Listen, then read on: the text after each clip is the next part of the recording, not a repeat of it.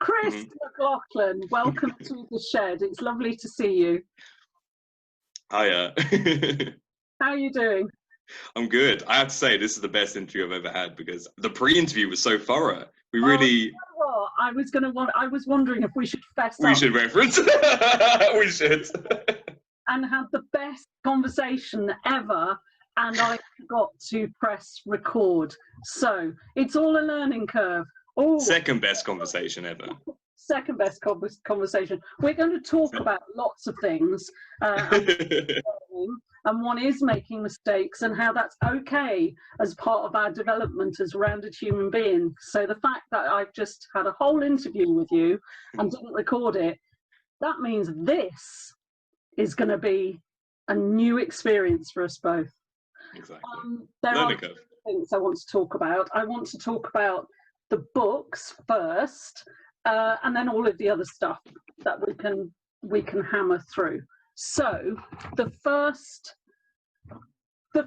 book that we've got a long history of working together. Yeah. And then the first book that you put out with Big White Shed, one of the first books, if not the first book, we were discussing the chronology, and it's quite tangled. Is Breakdown. It's a chapbook. It's tiny. It's small. It's thin. It's slim. It's very personal. It's very accessible. Then came Lose Your Armour. And the exciting thing for me is you had a vision right from day one of, oh, this is a trilogy. And more exciting still is this printed off the printer and glued together thing is The First Day, and that's book number 3. But you're not stopping at a trilogy. So tell me about all of this. So at the beginning, when we started, the way I remember it is we were in the Maltby Poets office, and you were saying, I think I might start this organisation called Big White Shed, and it will be like to enable people to like basically fulfill their dreams, and like that's what Big White Shed's like became, and like a way to help people and make a community. It was a wonderful idea, and it still is. And as part of that, you were publishing, and the way I remember it is. Yeah, so I was like, oh, I've got 10 poems. Are these good enough? And you're like, yeah, they're good enough. Yeah, yeah, they're good enough. And I was like, great. Am I published? But like at the time, I was saying where I was at Mouth Poets, I was surrounded by like yourself, like Deborah Stevenson, Hayley Green, like, and just all the participants were like some of the best poets in the UK by far. So I was so lucky. Do you know what I mean? Of like, I was around the people that that inspired me and helped me edit, helped me like make it into a good enough book at the beginning. But I'm not the first book out with Big White Shed. That's Jim Martiano Hall, who is my Aaron Burr. But if you know Jim Martiano Hall, and you should really check out his work. He's not at all, because he's so lovely. So you can't not like him. He's like I love him. He's one of my really good friends, but he's just so good, you know? Or maybe he's my Hamilton, I don't know. And yeah, and it was interesting at the time, because I think there was a wave of like, you were kind of setting up this enabling organization, which was a really nice way to start publishers, because it really, I think it gave a voice to people who were looking to maybe ask questions more than give answers, which I think is important in poetry. I think that's the best poetry, is the one that isn't telling you what you should be or what you should think, but the ones that's asking you and like maybe challenging you, but more just sharing a dialogue with you about what it means to be human, I think, because we all have a say in it. Like, it's up to all of us to like say what it is.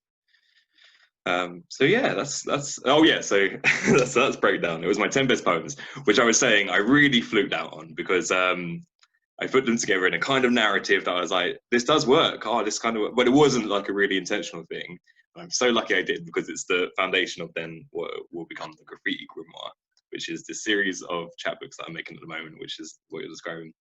And the exciting thing about it is I'll never see it because my idea is, so I brought out Breakdown in 2016. I brought out Lose Your Armour in 2018, and hopefully bring out one this year, so 2020.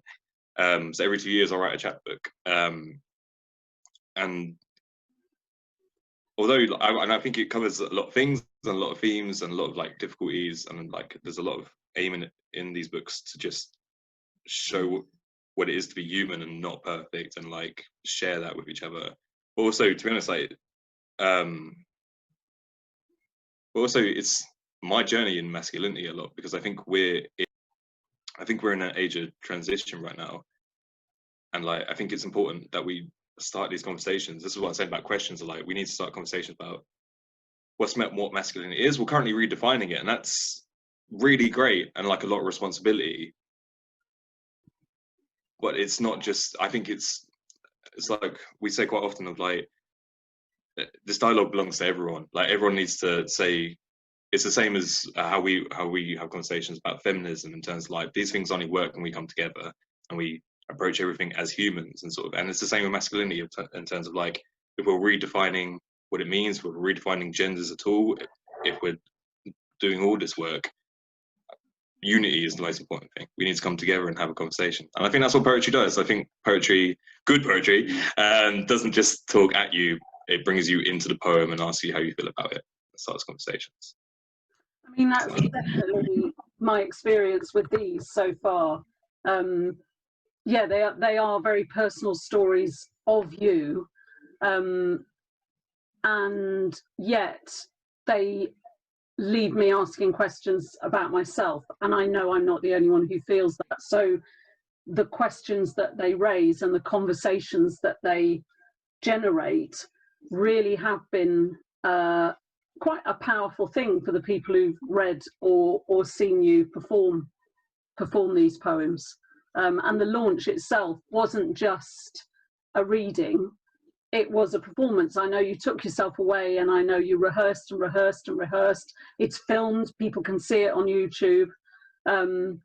And yeah, it allowed space for people to answer some of the questions you were asking about you, of themselves. So job well done.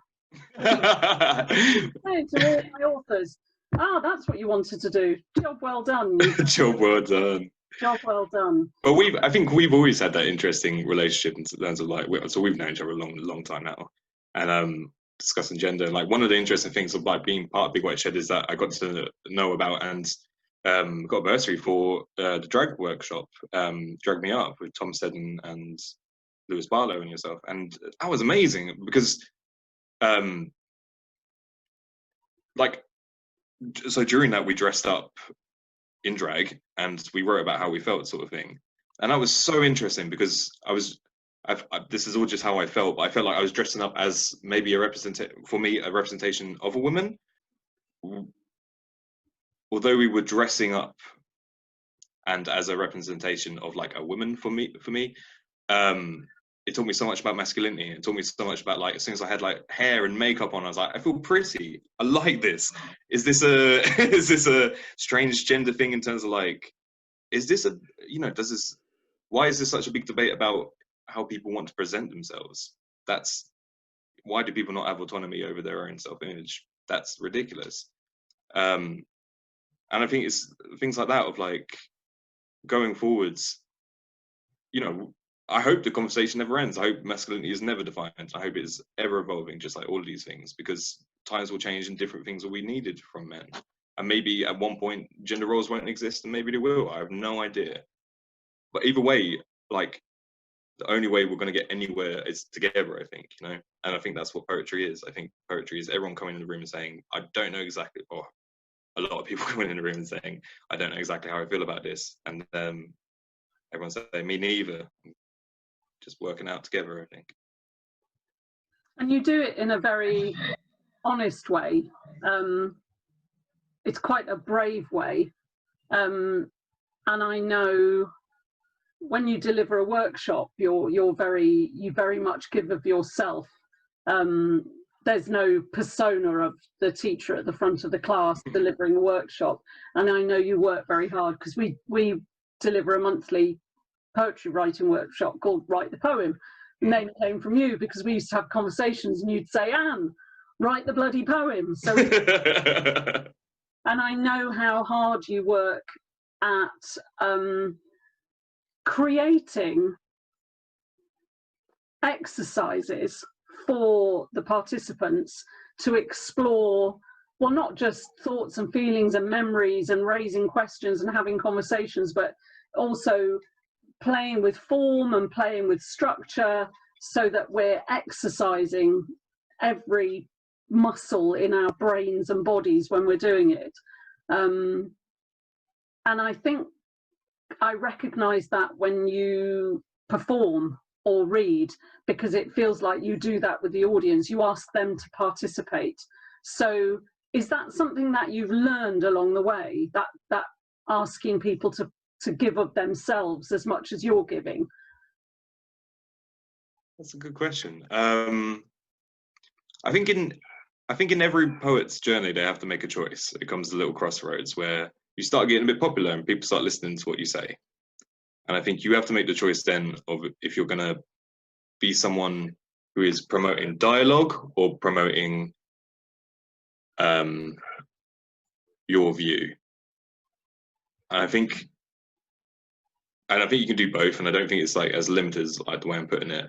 But I'm all about the dialogue in terms of like, I have opinions just like everyone else, but there's nothing that makes them any more special than, you know, yours, any walking down the street.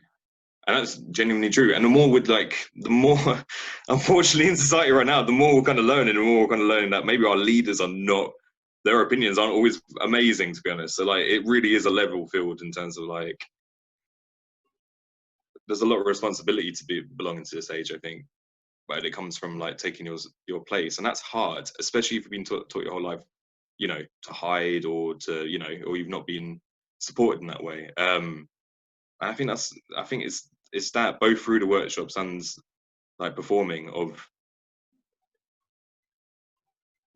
when I do participatory pieces, I have like one where, and they're all like dead. I'm not all, like, some of them are like for different reasons. I have like ghosts where I hide in the audience and like deliver it and things. But one where it's 11 out of 10 where I'm just like getting them to shout back funny things, but everyone in that moment like feels seen, and that's exactly what I want. I think it's a privilege to be able to stand up and deliver a poem and like to have the attention of so many people. It's amazing in a live setting. That's a wonderful thing. So why wouldn't you share that with everyone in the room? Why wouldn't you share that with everyone there? Of like, everyone wants to be seen right now. Everyone wants to be part of the dialogue, and I think that's the only way we can really move forward, is by like, you know, doing it together. So, yeah. So I know, so like I said, a lot of when you read, it's never just a reading, it is a performance. And I know you've got an acting background. I never feel that you act a poem and you never deliver it like an actor would deliver a poem. It is very much a sort of 360-degree performance. And do you see that as a key part of your poetry? I mean, I know you write in a lot of genre, and I know that it's, some of the things you write are very much on the page, they're very quiet, they're very personal. What am I asking? I guess I'm asking, how strongly does theatre creep in, and that performative sense creep in when you're writing? That's a good question. So I studied theatre and I loved it. I love acting. I think it's great. I had a lecturer called Patrick Duggan, who was brilliant and specialised in theatre sets in locations. So like site-specific theatre. So it'd be a theatre piece about where you are, and we learned a lot about that through him. And that kind of side of any kind of performance has always fascinated me. And like, I think every poetry night is a site-specific performance, because everyone's come to the room to listen to, like, but maybe rhymes, maybe not rhymes, we don't know yet. And I think, like, the reason I love that kind of theatre so much as well is because I think there's so much work being done to remove whatever there is between the performer and the audience.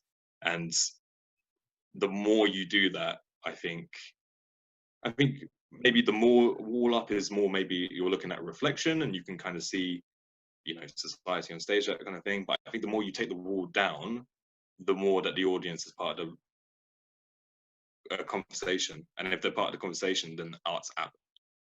And I think that's like art's main job, is to bring people into a conversation, to get us to talk to each other. And you talk about conversation. So generally when you're writing, you're exploring something through the writing. Do you ever approach a poem because you've got the answer and think, oh, I'll write the poem now? I don't know. I don't think I have a lot of answers in my poetry. I definitely don't aim to. I just think, so there's a poem in the new book, The First Day, called Where Did All the Questions Go? And it's I want to know where the questions went. I want to know why because everyone's in fear right now. Like, these are really strange times and like really horrible occurrences. And there's a lot of good activism being done and a lot of, hopefully, revision on society, and like we can go forward like being different and being better. But it's hard work and people are scared. And I think that's like, I think fear is the empathy killer. And if you're afraid, you're not asking questions. If you're not asking questions, you're not learning, and therefore like the fear is just compounded. And I think there's a lot of that, and I say that not above it at all. And this is my thing of like, I'm never above what I'm talking about. Of like, my poems would be like, because I'm doing that, and because I'm getting scared, and because I'm listening to the news and seeing, you know, representations of what people want me to see, and I'm having an emotional response. And it's that of like, I'm not trying to write a poem in which I say you shouldn't be thinking like that, think like this. It's like, I completely don't know how I feel, and this is part of whoever's reading this to put in whatever they can work out, and then talk to someone else, and like together we'll just come up together and hopefully come up with an answer. Would you share a poem from your new book? I don't mind. What would you share something with us though? I'd love to, but I need I need to put my glasses on though, so continuity change. Glasses on. Yeah, I'd love to read something. I'll read this poem from The First Day. I like this one because, like I was saying, I think poems in which they don't know how they feel about themselves are my favourite poems. So this poem is called Slow Mo.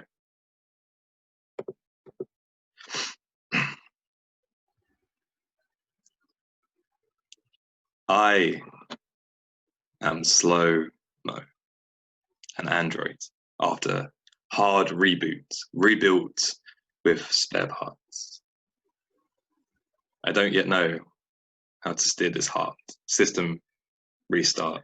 The next day, my friend texts, "You dating yet? A mate or you're set? Are you up for being met?" I mean, yeah.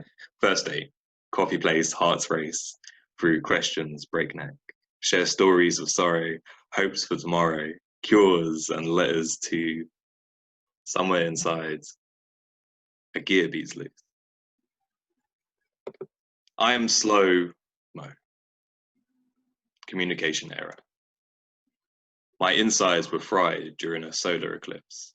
I'm still rewiring myself, bit by bit. Sparks ignite the soft of your lips. This movie sucks, and hanging out with your friends makes me feel really old. But there's nowhere I'd rather be than this city, Halloween. Arm around you, your nails on my knee. Electricity, short circuit. I heard it takes time for lights to come back online. Who knows? All I know is your hold feels like home. I am Slow Mo.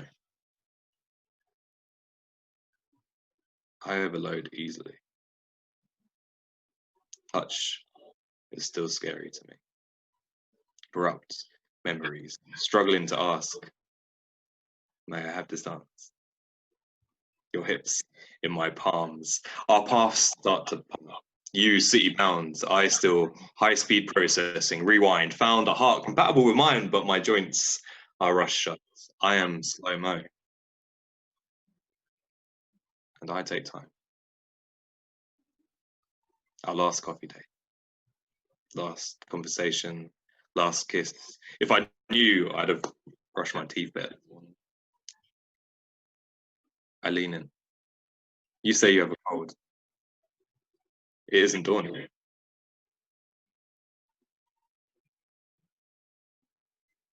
Oh, I get it now. It computes. Your whisper quivers. Chris, listen, I'm losing you. I am slow-mo. And I wait.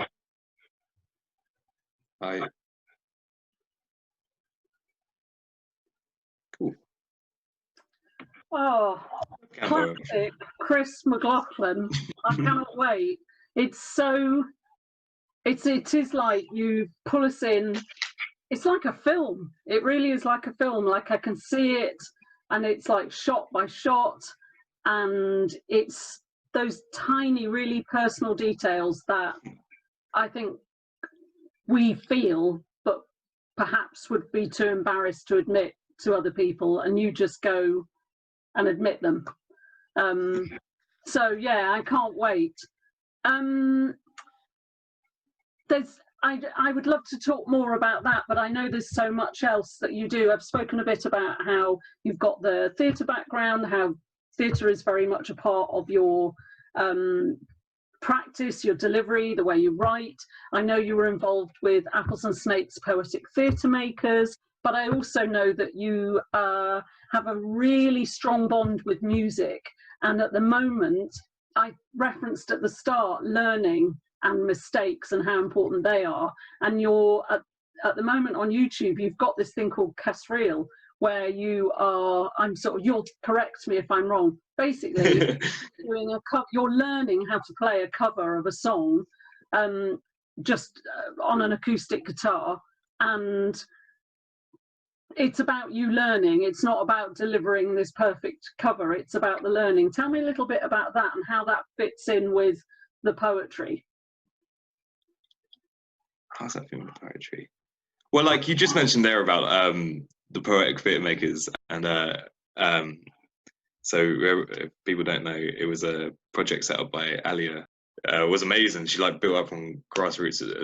I met beautiful poets there, like Casey Lenore and stuff like that. It was beautiful.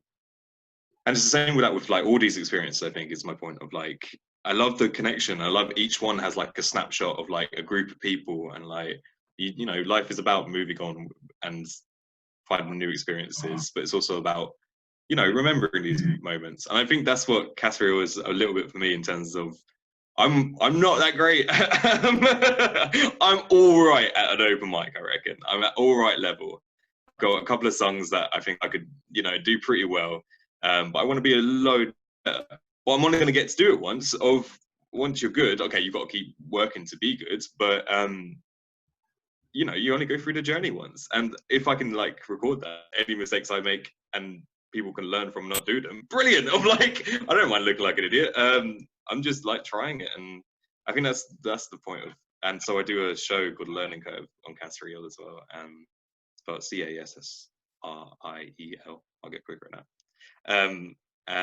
And it's basically just like a blooper reel, because it's YouTube, innit? You want a 10-minute blooper reel of anything. It's just a lot of fun. But also in them, you just see my mistakes, and you see like the journey of like, I never want to be like, if I smash a song, to put it out and be like, yeah, look at this. I just casually threw this out there, when it took me like Adele took me 64 takes, and I'm still not that happy with it. But that's part of the process, is letting go and like getting something that's good enough. And I like that. I think if I can be a like force for like people just following their passions, and hopefully not being too scared about what other people think, because we're way past that now, you know. We're like, it's 2020, you just got to be yourself. Like, the world is changing, and like it needs to be defined by like people who are themselves. I think, you know, I think that's one of the big things that's coming up of like, I think we're battling for autonomy over self-image, and I think we're, you know, unifying in a lot of ways. And I think it's in its own dumb little way on the tiny corner of the internet with 20 subscribers. That's what I want to be. Of like, I just want to be part of that. Of like, I just want to help people believe that they can do it. Cool. Chris, thank you. We've hammered through yet again, take 2. With Castriel, you would challenge people to suggest a song for you to do a cover of. Yeah. So if anyone wants to like suggest, I also know that you've got, so apart from Castriel on YouTube, you have Chris McLoughlin on YouTube where they can see you perform. There's the full version of Breakdown, the launch on there. It's been really good fun talking to you, and I have learned new little bits about you, even though we've had loads of conversations before. So it's good to go back and hear again all the stuff inside your head, and I can't wait to get. I told you it's a more interesting conversation. We went to new places. The first one was just a practice. Exactly. Yeah. Thank you for coming, and I'll see you. Thank you so much.